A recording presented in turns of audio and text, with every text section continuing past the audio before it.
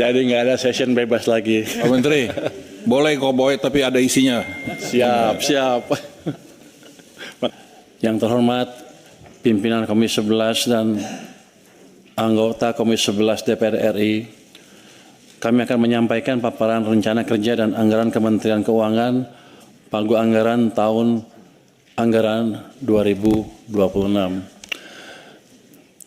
Ini Pak, kunjungan saya yang pertama sebagai Menteri Keuangan, betul Pak. Biasanya sebagai LPS. Kalau waktu ketua LPS saya katanya ngomongnya kayak agak koboi, sekarang nggak boleh saya baru merasakan dampaknya, rupanya beda. Jadi sekarang saya akan stick ke pidato yang sudah disiapkan oleh staf saya di sini Pak. Jadi nggak ada session bebas lagi. Pak Menteri, boleh koboi tapi ada isinya. Siap. Makasih Pak. Hadir bersama kami dari Kemenkeu pada hari ini adalah saya sendiri Menteri Keuangan, para wamen, ada 3 wamen di tempat kami, sekjen, irjen, para dirjen dan kepala badan, para staf ahli Menkeu, para pimpinan BLU atau Badan Layanan Umum dan jajaran, dan juga Anda siapa?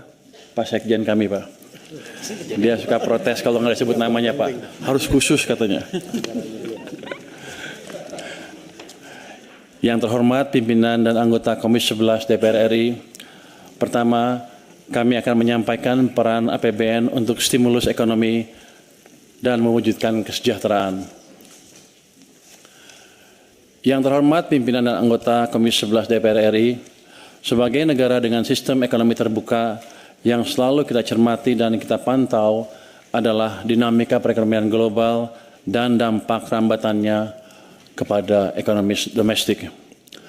Saat ini tekanan terhadap perekonomian global mulai sedikit mereda, namun risiko ketidakpastian tetap perlu diwaspadai. Ketidakpastian global utamanya dipengaruhi oleh perang dagang, konflik geopolitik yang memanas, ancaman keamanan global di mana negara-negara berlomba memperkuat cyber dan nuklir yang jika tidak dikelola dengan bijak akan menjadi masalah serius di kemudian hari. Hal ini meningkatkan fragmentasi dan proteksionisme yang mengganggu rantai pasok sehingga meningkatkan volatilitas harga komoditas, tekanan terhadap suku bunga, dan nilai tukar.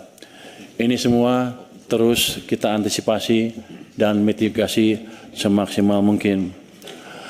Meskipun tarif tinggi dari Amerika Serikat diberlakukan terhadap berbagai negara, sejumlah negara masih menunjukkan resiliensi dari sisi pertumbuhan ekonomi. Hal ini terlihat ketika kebijakan tarif diumumkan pada bulan April, aktivitas perdagangan dan produksi tetap berlanjut.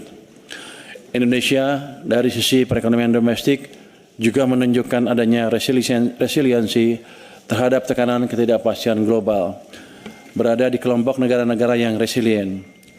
Meskipun demikian, kewaspadaan tetap diperlukan untuk mengantisipasi dampak lanjutan dari dinamika eksternal tersebut. Resiliensi ekonomi hingga triwulan kedua tahun ini diperkirakan berlanjut dengan pertumbuhan lebih tinggi tahun depan. IMF pada rilis Juli 2025 memproyeksikan pertumbuhan global lebih optimis dengan tumbuh 3% year on year di tahun 2025. Ini naik sebesar 0,2 percentage point dari prediksi sebelumnya dan naik 0,1 percentage point. Download Tribun X sekarang, menghadirkan lokal menjadi Indonesia.